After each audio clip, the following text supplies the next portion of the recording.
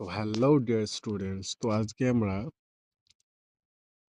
সমার্থক শব্দ অর্থাৎ তোমরা বাংলায় যে সমার্থক শব্দ পড়েছো সেই সমার্থক শব্দের ইংরেজিতে কি ভার্সনটা হয় সেটাই আমরা দেখব।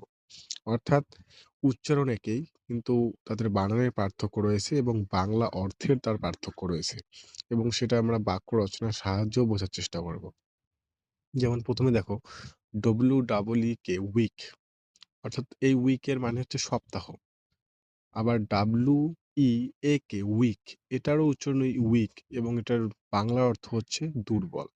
যেমন হি ইজ উইক, হ্যাঁ, সে হয় দুর্বল। তারপর আগের যে সপ্তাহ, 7 days মেক আ উইক, 7 দিনে 1 সপ্তাহ হয়। আবার আর একটা উইক দেখো এখানে রয়েছে, WICK উইক, অর্থাৎ সলতে। এটার যদি আমরা একটা মেক সেন্টেন্স করি তাহলে কি হবে, এভরি ল্যাম্প হ্যাজ উইক, প্রত্যেকটি ল্যাম্পের তাদের উইক আছে, অর্থাৎ সলতে আছে।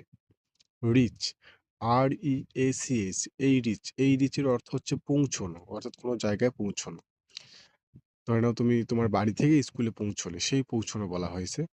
এবং এটার যদি আমরা মেক সেন্টেন্স করি, they reach there at 4 PM, অর্থাৎ তারা সেখানে পৌঁছেছে বিকেল 4টের সময়। তারপর আর একটা রিচ দেখো, RICH রিচ, এই রিচ অর্থাৎ ধনী, এটার বাংলা অর্থ হচ্ছে ধনী। যেমন আই এম নট রিচ, আমি ধনী নই। যেমন হি ইজ রিচ, সে হয় ধনী। তারপর দেখো রয়েছে ওয়ান্ডার, WANDER ওয়ান্ডার।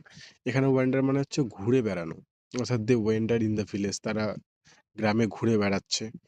আর একটা ওয়ান্ডার আছে WONDER ওয়ান্ডার, অর্থাৎ আশ্চর্য।